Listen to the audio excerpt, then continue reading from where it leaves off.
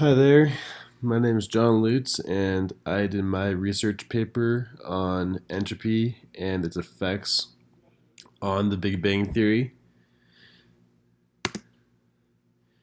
The first thing I'm going to be talking about is how entropy and thermal engineering go together, and how understanding these concepts will help you also understand how entropy work together with the Big Bang Theory itself. The main point to understand here is that with thermal engineering, it's all about the exchange of heat and matter. And when you exchange heat and matter, you can really see how entropy goes together with the Big Bang Theory, because the more movement there is, the more movement and the more heat there is, the more entropy will be in a given system. So if you can wrap your head around the concepts of thermal engineering and entropy, then you're one step closer to understanding how entropy will be involved in the Big Bang Theory.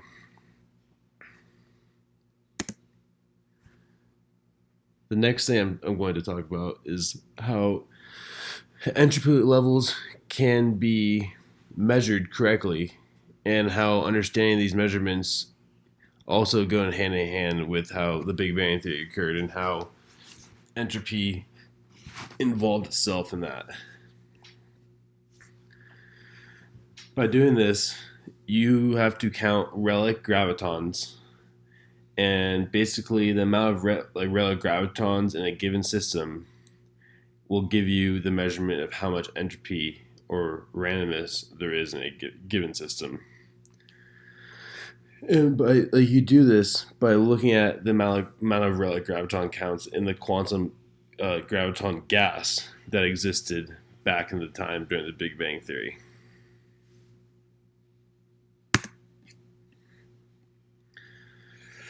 You would think that back then, when all this stuff happened and the Big Bang Theory just popped out of nowhere, like that, you'd think that'd be a lot of randomness going on and a lot of entropy with that situation going on.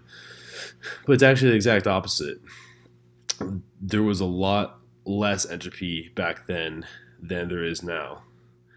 And this is because there wasn't as many systems going on that there couldn't have been more entropy. It started off with just a pool of quarks, atoms, other particles that it seems like it is pretty random, just like a pool of these atoms and quarks and whatnot. But the real entropy actually set in as the world kept on expanding in the form of more galaxies and stars and planets and everything else that was out there. When all that stuff started getting created, that's when the entropy levels really started to rise up. And one thing that is good to understand is the difference between disorder and randomness. And to understand this, you have to know that randomness is things being scattered, while disorder is things being scattered in different places within a given system.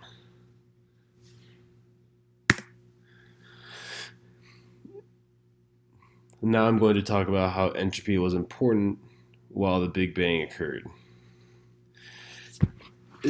Everyone is talking about the entropy when discussing the Big Bang Theory right now, is because you'd think all that there is about the Big Bang Theory, that there's so much randomness that how do you really wrap your head or fathom what actually happened compared to other factors that are going on, just with the effects of gravity and other factors. Like entropy really trumps all of those and is definitely more important to go over. And another good thing to understand is that the spreading of entropy is exponential. It's not a linear growth of entropy where it just keeps getting higher and higher the same. As there are more systems being created, the more entropy being created in those individual systems and then in the systems within those systems, and it just keeps expanding on an exponential rate. And in conclusion, entropy's role in science is definitely of greater concern than there is when it comes to